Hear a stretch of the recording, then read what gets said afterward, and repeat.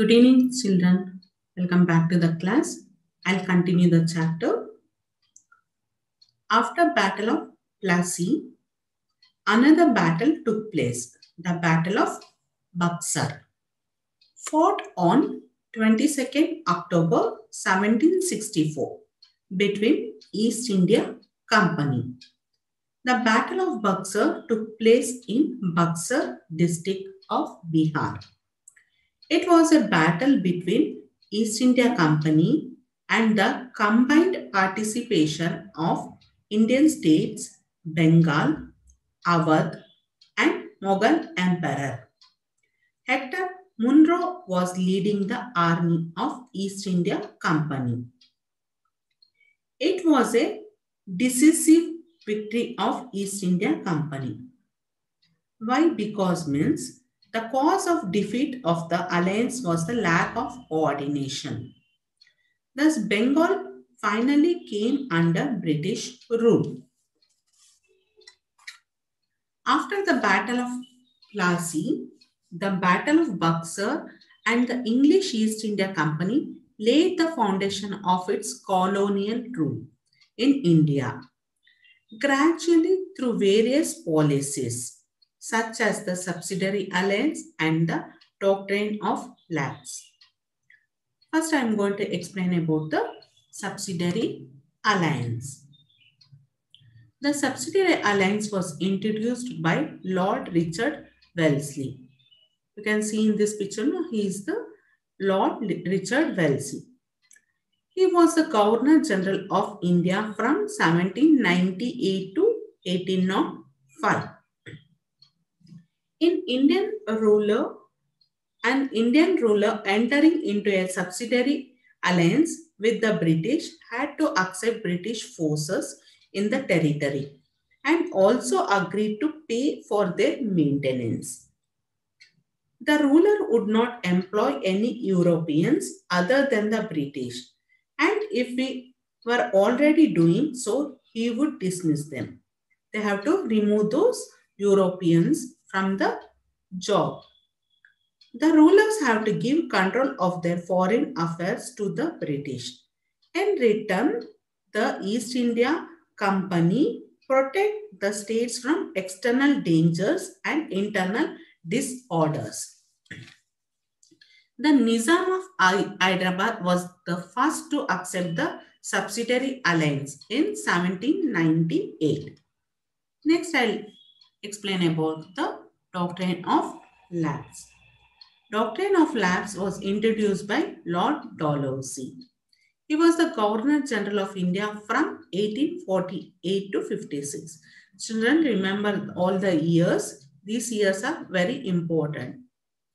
According to this policy, if an Indian ruler died without leaving a son as natural heir, his kingdom would be brought directly under the British rule. The kings who were considered weak and could not oppose, the British were forced to surrender to the policy. The province of Jhansi and parts of Maratha kingdom were also brought under the Britishers due to this policy.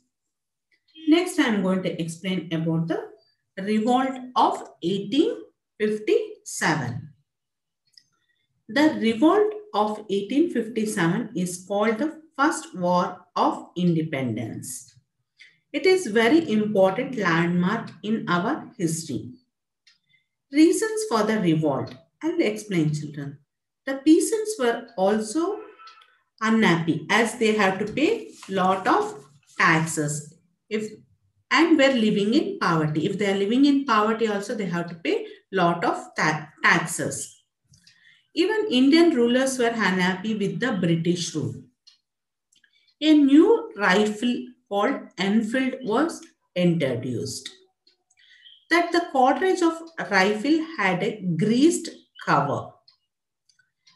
A rumor spread that the cartridge were greased with the fats of cows and pigs. This cartridge, the Sipahi had to peel off wrapper with their teeth to load the rifle. This offended the religious sentiments of both Hindus and Muslims because Hindus are not permitted to eat beef and they regard cows as holy, and even Muslims are not permitted to eat pork.